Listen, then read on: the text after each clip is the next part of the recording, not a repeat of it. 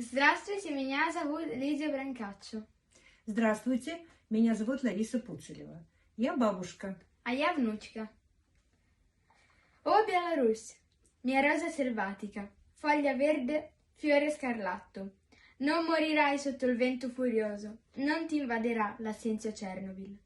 Io diventerò i tuoi petali, sui giavellotti lascerò la vita. Amo i tuoi radiosi occhi di color grigio chiaro, ma il vento furibondo non arrufferà mai le tue trecce. Aspiri la comunità di luce, per far fiorire dappertutto la gioia. Non si sfugge l'ostilità del destino, lo spirito si rafforza negli ostacoli. Oh Belarus, mia rosa selvatica, foglia verde, fiore scarlatto. О, Беларусь, моя шипшина, зеленый лист, червоный цвет.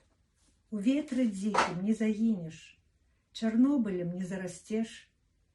Пелестками твоими стану, над зиды сердца наколю. Твоих очей под колер стали, промень неясное люблю. Ніколи пройми з диким ветром не развивать девочих кос. Имкнешься до коммуны свету, каб радость скрасовала скрозь. Ворожесть шляху не зачинить, у перашходах дух расте. О, Беларусь, моя шипшина, зеленый лист, червоный цвет.